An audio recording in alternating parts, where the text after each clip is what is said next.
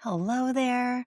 Today we are talking about the two things I would like you to start doing to care for your mind, your body, and your relationship with yourself that will move the needle for you on better energy, better mood regulation, and a better foundation for well-being as we ease into the new year. Now, you might have lots of goals, lots of things that you really want to pay attention to in this new year.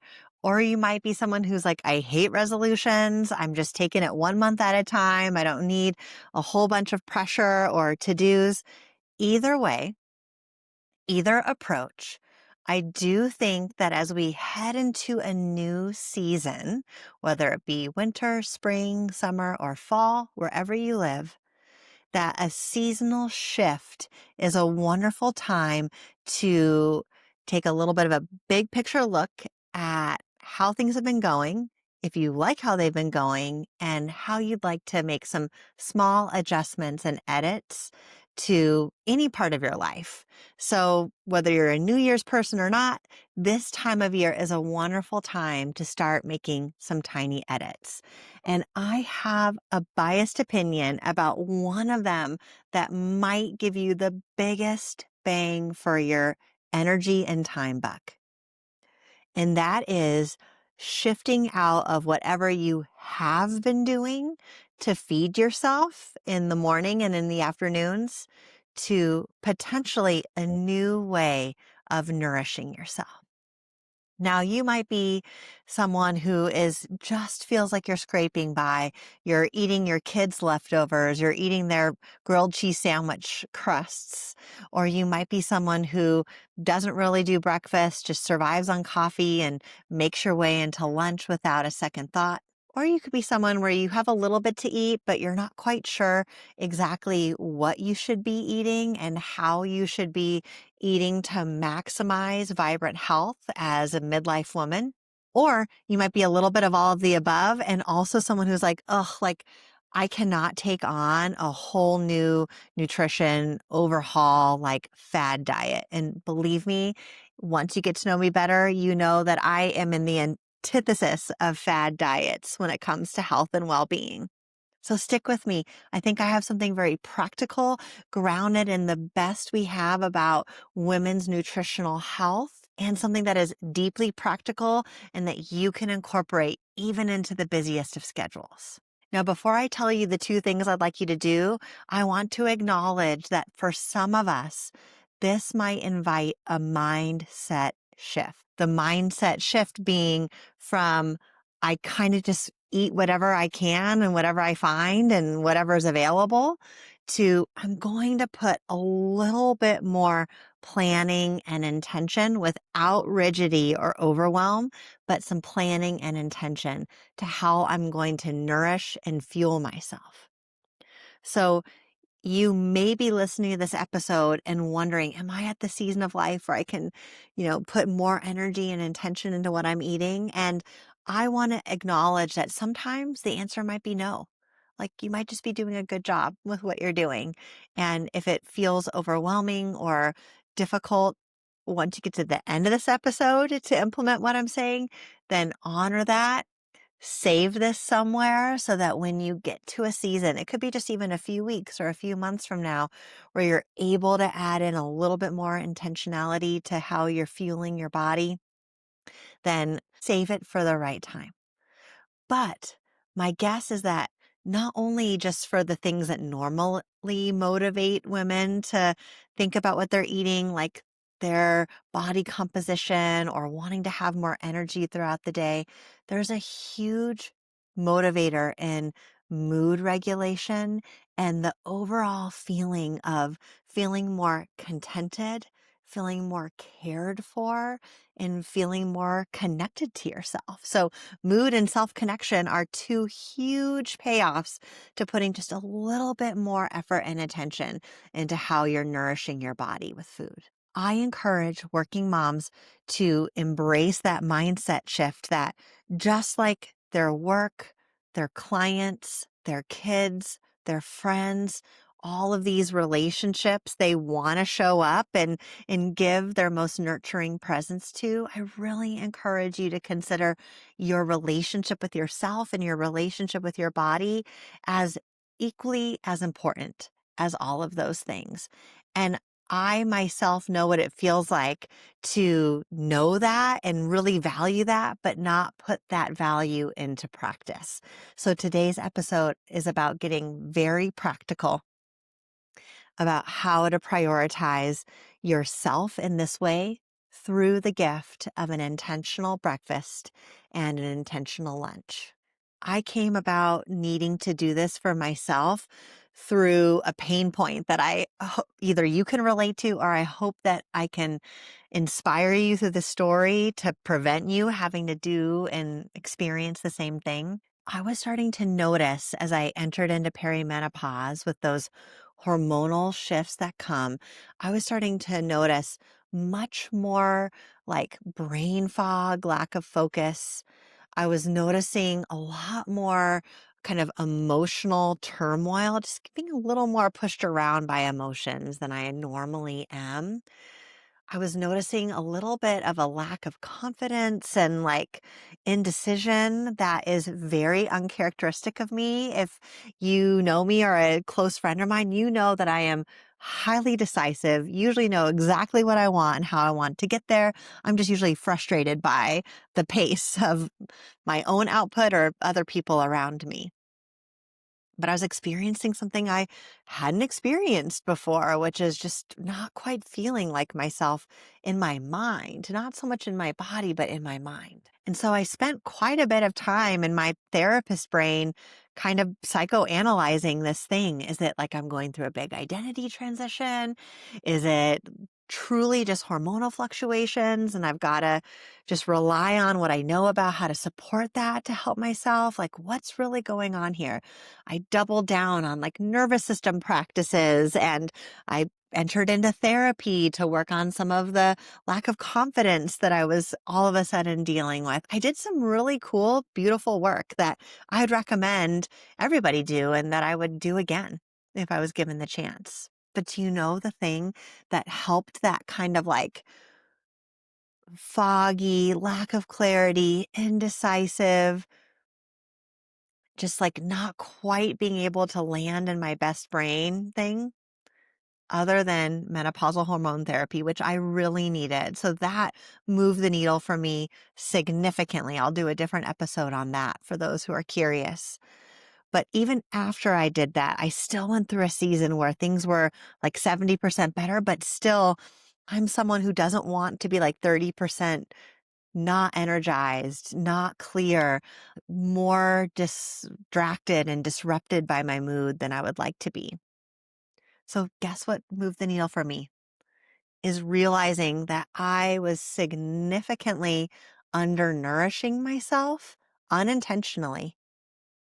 And I was not giving my brain and body the fuel it needed to keep up with the demand of my pretty big, pretty vibrant, pretty meaningful life that I'm trying to live. I was kind of surviving off of like a quick little grab and go breakfast, like nothing significant, probably like maybe a hard boiled egg, but like probably not because that would require boiling eggs. And I was not taking the time to do that. Probably had to do with like a little bit of granola, maybe a little bit of yogurt or something like that.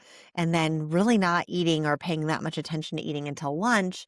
And then kind of being in a scramble. Like I hadn't planned lunch. So I would just like make myself like a quesadilla or just make myself a little bit of something that was there. I would go out to eat and grab something. It was really just like I would arrive at lunch break being really hungry and just grabbing whatever was easy or accessible at the time.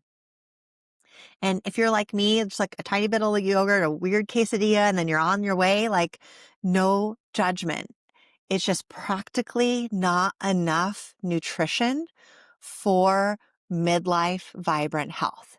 I was not, and you will not be your best self mentally, emotionally, spiritually, energetically, or physically with insufficient nutrition. So I did a deep dive because Food really helps with hormone balance. I learned a lot. I can't wait to share it with you. We go deep on these practices in a really practical and simple way in the Vibrant Mom Collective. But I learned that if I could just hit 2 benchmarks with as much regularity as possible, that I felt so much better. Obviously, this podcast name Vibrant, I felt so much more vibrant.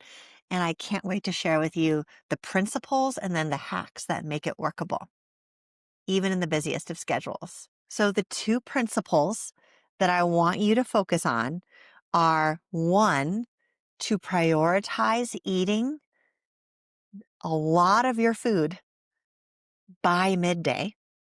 So a really solid breakfast and a really solid lunch. And then the other principle that I want you to encompass is fiber and protein, and keep it simple. So we're front loading eating in breakfast and lunch. That might be new for you. And then we're also just focusing on 2 nutrient groups. We're not thinking about what we're taking out or what we're not eating. We're not thinking about restricting here. We're actually thinking about planning on putting fiber and protein into these 2 most important meals of the day for women, especially women in midlife, and especially women who use their brains a lot for work and for parenting. And so with those 2 principles in mind, I just want you to listen to the end. I'm going to tell you the fastest, easiest ways I've learned how to do this that make it kind of now a no-brainer in my schedule. Principle number 1, front loading your eating, has to do with the hormonal and metabolic changes that women go through as they enter perimenopause, and how we really want to have like maybe a 12-hour window of not eating, like after dinner, not eating for a period of time.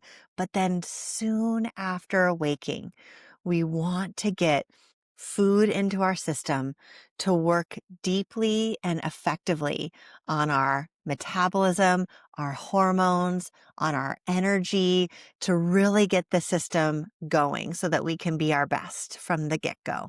And if we can front load our eating in the morning, we're going to have better energy later at the end of the day, which is usually when we start to struggle. Now, I want to invite you to see this ritual of breaking your fast and of bringing food into your morning as a vital relational practice. Think about if you were to wake up your child and then be like, hey, see you in the car, and then have no interaction with him or her the whole morning. Even if you get like a little bit like worn down by the lunch packing, the snack packing, and the tying the shoes and the trying to get in the car on time, I'm betting that most of us want our mornings to feel like connected, that we get to say we love our kids, give them a smile, give them a hug, help them to feel like they are loved and prepared for the rigors of the day that they have to come. You are no different, my friend. You deserve that warmth, that attunement, that attention, that kind nurturing. And eating a meal that you have prepared and chosen or planned for is a way that you can signal to your nervous system, signal to all parts of you, and to practically equip and prepare yourself for the rigors of the day. And then let's talk about lunch, my friends. As you have energy and hormone shifts throughout the day, it's usually that afternoon slump where we likely need to be as productive as we were in the morning, but our energy starts to wane and drain a little bit. And I think a lot of that has to do with not having prioritized a meal that is going to give you the energy that you need and the true boost, not just like a sugar crash or a sugar rush or another boost of caffeine, but something that will really give you that feeling of, I have what I need. I am pausing to witness myself. I am pausing to care for myself. I am choosing something that is for me and just as high quality as everything that I'm putting out there into the world and into the relationships around me. So to me, this like principle number one is both scientific and spiritual. We're front loading two major eating occasions before midday so that scientifically we've got energy, metabolic, and hormonal support. And we're choosing ingredients that really work for our brain health and our metabolic and hormonal health as women specifically. But then spiritually, we're learning to relate to ourselves just a little bit differently. We're putting away kind of old and outdated views about what our body needs to look like or about how much attention to pay to it or how rigid or how careless we're going to be with our bodies. And instead, we're trying to cultivate and embrace new relational practices with our bodies and with our deeper selves. And we're trying to double down on connection and intentionality and nurturing. I promise you, this is possible, even in your full on weeks and even in busy stretches. The second principle is just like, what should I eat? Like, if I'm going to put intention to it, am I like batching all day long on Sunday so I have no downtime or no family time? What does that actually mean? And I want you just to think about two nutritional milestones that I would recommend that you meet in that breakfast and lunch occasion. And then let's talk about how to do it very easily and practically. You want to try to get around 10 grams of fiber in each meal. So in your breakfast meal and in your lunch meal. If you can get more, better, right? All the better for you. Well, we're going for 10 grams of fiber. So fiber is found in plants. And so I'll be sure to link like a list of fiber rich foods that you can peruse. But rather than being overwhelmed by a big list of lots of foods that you need to create, I want you at the end of this episode to write down in your notes or to like voice memo yourself two breakfasts that you could do on repeat over and over and over again that meet that 10 grams of fiber mark. I'll be sure to share with you my favorites in just a minute. So we need 10 grams of fiber. And then we also want to get around 30 grams of protein. So I think about 10 and 30 grams of protein in that one meal. So 10 and 30 for breakfast and 10 and 30 for lunch.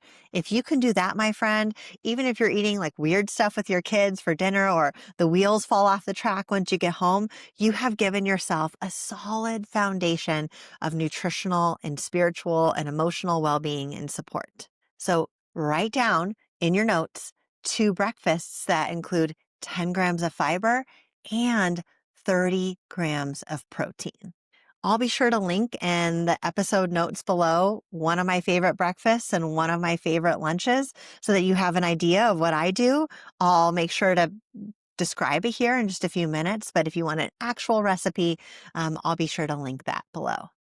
The reason why I say two breakfasts is that for the first part of the week, you could eat one breakfast, or for the second part of the week, you can eat the other, or you can alternate every other morning, or you could just do whatever makes sense to you that morning without a pattern to it. One of the things that I think helps to simplify the nutrition strategy in midlife is to kind of let go of the idea that it would be optimal to have a different breakfast or a different lunch every day.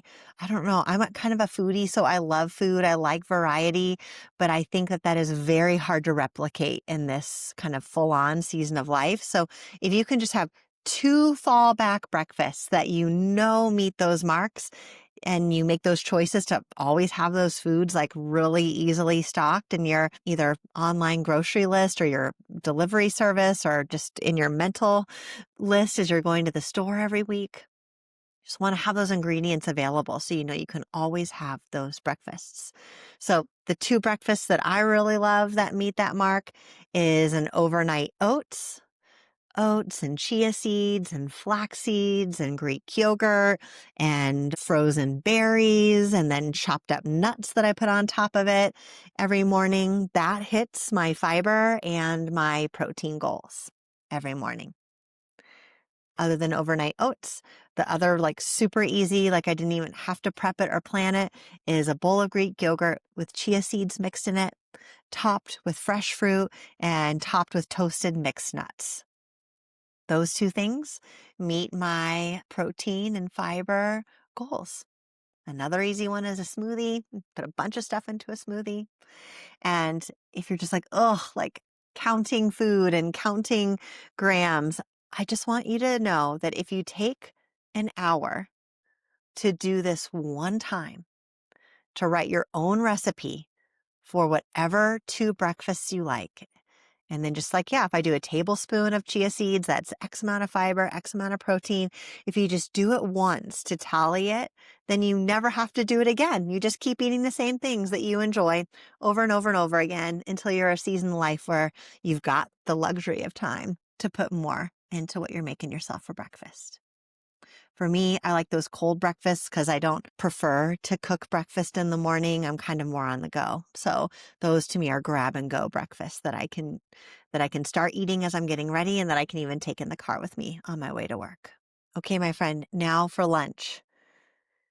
There's so many ways you could approach this, but just for simplicity's sake, and especially as a fallback on those weeks where you have a lot going on and you don't want to have to think about what you're going to be eating for breakfast beyond one time in advance, I recommend finding two recipes that are lunch oriented in your mind that you can batch cook at some point earlier in the week, either like on a weekend, or I often will be doing that while I'm making dinner. Like I'll make this while I'm making dinner one night, and then I've got it for the next 4 or so lunches. So you find the way to prep this in the time that works for you, either when you've got downtime and you enjoy cooking, or just while you're cooking anyway. Might as well just throw another thing into the mix. So again, you want that lunch to have 10 grams of fiber and 30 grams of protein in it. So I have found that there are two lunches that are my standby and one in particular in the winter months. So let's start with that. I'll just make myself like a hearty soup or stew. And I'm usually doing a lentil or a legume or a bean based soup with like a bunch of veggies in it and just a simple tomato broth or regular broth. Season it with some salt and pepper and fresh herbs. You're good to go. Think of a minestrone soup. You can eat that every day for a week. And I think that that was the biggest thing for me to embrace, is that I might get kind of bored with lunch by the fourth or fifth day. But what I'm always grateful for is that I had a bowl of soup already ready to go. I didn't have to think about it. I just heated it up and ate it, and I kept going. And that ends up being more valuable to me than something novel and new. So pull up your little notes, write it down in your notes. Like, what is the thing? What is the soup recipe that I want to find? And just do the math really quick on the amounts of protein and fiber in each can of beans and in all the vegetables you're putting in, and then divide that by, I don't know, 4 portions. And then you know the nutritional value of that lunch. The other lunch recipe that I love, and so I'll be sure to put my favorite minestrone and my favorite, what it is dense bean salad recipe in the notes below. So you've got my 2 breakfast and 2 lunch go-tos. So you can start with mine and then build your own recipes to your taste and preferences. But I love this dense bean salad. And sometimes I'll just make this on the fly if I have a little bit of extra time and I'm working from home. But ideally, we would prep this in advance and portion it out so that's just easy. You're eating the same thing every day.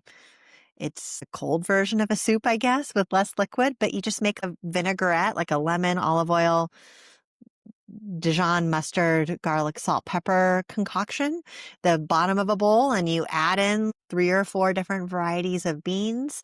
And then you add in as many chopped, either roasted or raw vegetables as you have. And then you mix it all up. I like to add some cheese into mine for a little bit of creaminess and richness. And then you've got a beautiful, dense bean salad base. And then I usually just grab a handful of like arugula or spinach or some green to throw into it while I'm actually eating it. Those greens tend to wilt if they're stored for long periods of time. So that's it. Make a soup that you can heat up or make a dense bean salad that you can eat and enjoy. And then that's it. You've got your breakfast lined out for the week. You've got your lunch lined out for the week. And then you know that you have gotten 20 grams of fiber and you have gotten 60 grams of protein before you even kind of got to the like most spicy, rigorous part of your day, the latter half of the day. So just like a little rule of thumb, in the big picture, you want to go for about 30 grams of fiber a day through food. And you want to try to surpass 100 grams of protein a day.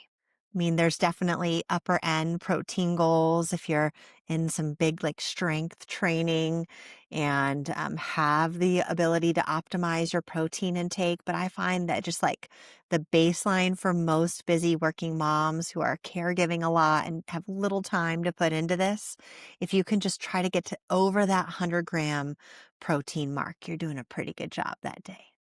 I would love to hear from you. Like, do you have a recipe for a breakfast that meets those nutritional standards? Do you have a go-to lunch plan to add to the community? Comments below. Please share your ideas about how, as women, we can get those 10 and 30 milestones going in our breakfast and lunch routines in a practical, easy, repeatable, barely have to think about it way. So I want you to remember 2 things before we end. The first is that the first time you do this, it will feel more like effort. There is a part of like getting the recipe and figuring it out and making a plan for yourself. That does take time. And so while you're taking that time, I want you to go back to those spiritual principles that is time in with yourself. It is time for nurturing and care, and it's helping future you feel better in mind, body, spirit, and mood. And remind yourself that it won't always feel this time consuming or laborious. It's just the first time. Take some time. And then as long as you identify like where in your schedule week to week it makes sense for you to add in, I don't know, probably about an hour at the most you would need to make these things happen for yourself, I think you'll be good to go. It'll be easier as time goes by. The second thing to remember is that I believe that consistency for moms in midlife doesn't look like doing the same thing every day without fail, rain or shine, no matter how energized or sluggish, good mood, bad mood you feel. I don't really like to embrace that idea of consistency. It feels inhuman and unkind and kind of robotic. There's always a reason why we give ourselves a pass or do something that's easier. To me, consistency looks like knowing where you're headed and what you're aiming for and knowing why that matters and having that be practical and effective. So knowing what it is that you're going for and then just not losing closeness to it. Like imagining there's a rubber band around it and you.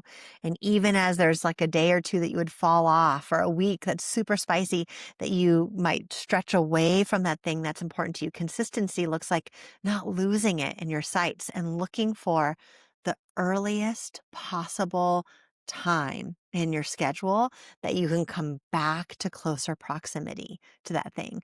To me, coming back closer in proximity to that thing that you care about, that is consistency, that repeatable, endless loyalty to the things that matter most to you and not stressing too much when you pull away from it because you haven't forgotten it. You haven't failed. You haven't like fallen off the wagon. It's that you've just had to deprioritize it for a hopefully short season.